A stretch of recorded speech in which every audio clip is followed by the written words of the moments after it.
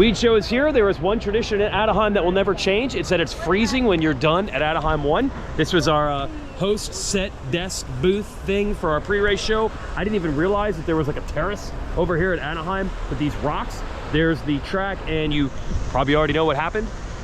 It's what a lot of people thought would happen. Jet Lawrence has become the first rider ever to win in his first ever 450 Supercross start. Rundown of what's going to happen. Great job, Kate. Great job.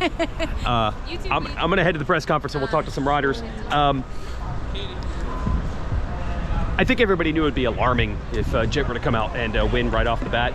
Obviously, again, as I said throughout the motocross campaign, it's not that we're rooting against anyone to have success, but we've seen what domination in the sport looks like many, many times, and it is awesome from a big picture perspective. I always say that Jeremy McGrath's dominance had an absolutely calculable, tangible impact on the size of the sport, and that is great.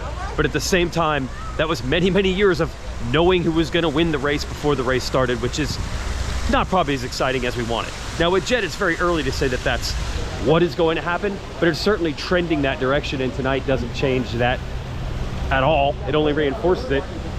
But I do think about the amount of times we have left Anaheim 1 feeling like, okay, this is definitely the way it's going to go, right? This indicates what we're in store for, right? And then it does not. Can I go that way? What's that? Somewhere in here. Sorry. Is there another way down? All the way down. All right, let me give you a badge then. Sorry, I was on camera, so. Luckily, his first pocket I looked. There you go. Thank you. Yeah, no, you're good.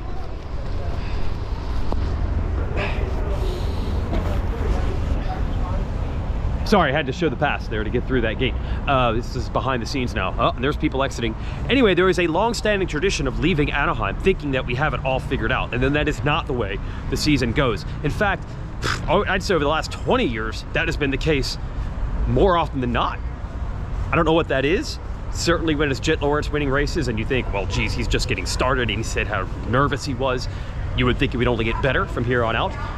But a friend of mine was saying, remember 2017 and Ken Roczen when he went to Honda, and how it looked like the Ken Roczen era was about to begin, and Roczen dominated this race. I mean, absolutely dominated this race, and it seemed like it was, I mean, that's the way things were going, until it wasn't. So you never know. That's our first takeaway. But it's unbelievable what this guy can do. Unbelievable. I mean, what he's done so far is doing something that I didn't expect, which is, I thought we were in the post-GOAT era. You know, we had seen McGrath do, Carmichael, Chad, greats. He might be right there with them soon. Okay, a couple updates here. Post-press conference. It was really interesting to hear from Chase Sexton, because the hot off-season rumor was that he was not flying at the test track as he's trying to adjust to the new KTM. And I know that that's like an open sore wound nerve there, because we know the last couple of years, is Cooper Webb loving that motorcycle or not? Now I feel like, let's be honest, Cooper Webb won 2 titles out of the 5 years that he was there, and he was in contention for it last year, so bike can't be that bad. But I think there was a lot of eyeballs on that, especially the fact that Honda kept on winning. First Sexton wins on it last year, and then you know what happened after that, with the Jet continuing to win as well. And then hearing that Sexton wasn't going so smoothly, that was like, oh brother. So he did say in the press conference, oh, this is interesting. He's like, yeah, if you saw me a couple of weeks ago or a month ago or whatever he said, you weren't thinking I was going to the podium at Anaheim 1. So he's got to take that. They made great progress. Things got a lot better, and he's much happier with the bike. And but he did say he still wasn't quite where he wanted to be, and he got tight in the main, which he said hadn't ever really happened to him. So they still got some work to do, but he did definitely seem happy, and this is a crisis averted, I think, is the way we'd put it. And you know, Anderson and Webb were definitely keeping Jet honest, and Anderson said, yeah, once they started hooking up in a battle quickly, Jet was gone. But at the same time, this is the way Jet does it, right? He doesn't win by these massive gaps. Guys close in, guys keep the heat on, happens all the time, and then next thing you know, he still wins. So it's really hard to determine which one of those things was it. Were those guys riding good enough to track him down, or is this just a typical, the way he wins all the time? And that's the big mystery. How do you stop it? When does it stop? When does it end? Is it a weirdo Anaheim 1 thing? I don't know. Also, I've never had one of these hand warmer things It took about 3 hours just to kick in, but now I'm afraid my jacket's gonna catch fire. My gosh. It's like I said, one of the great traditions of Anaheim is how cold it is here at night. Bro, you're rocking shorts? You're rocking shorts? I need your hat. Maybe it's just me, because I feel like it's really cold out. And then, it is cold, thank you, verification. Finally, the 250 class, RJ Hampshire, I think he really wanted to establish that this is his class, it is his year. Hey everybody, have a good time? Thank you. I think he really wanted to establish this is his year, his class, his time, and nothing about the evening. I lost my heater. Nothing about today is gonna derail that. He was the best guy in the main event. He pulled away quickly. And Levi said, can't be bummed with a podium at Anaheim 1, but definitely feels he can get better. And good run for Jordan Smith. I think if Jordan Smith and you get through round 1, safe, healthy, good, plenty of fight left in him.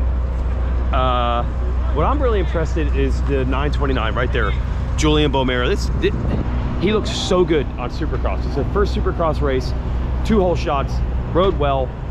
I'm faded back a bit in the main, but that happens to the new guys all the time. Probably got tight and nervous, but they got some real talent on their hands, kind of out of nowhere with that kid, especially in Supercross. That was as good a debut as you could ask for.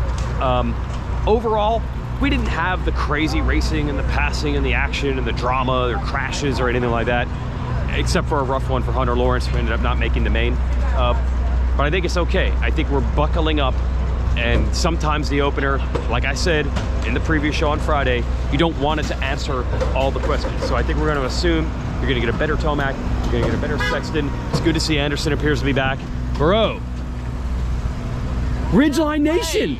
I drive a Ridgeline. I'm driving here, man. Lambo Urus? No, Ridgeline guy. No, this is Ridgeline guy. Oh yeah, Ridgeline. Mark it down, mark it down. Ridgeline guy. Jet Lawrence is a Ridgeline guy. Real men drive Ridgelines. Narcs, we call them. Anyway, thanks for watching the show. That's Jet Lawrence just cleaning up the pits after winning the race. And I gotta head to the airport. I will see you folks at San Francisco, and thanks to Race Tech for backing the show.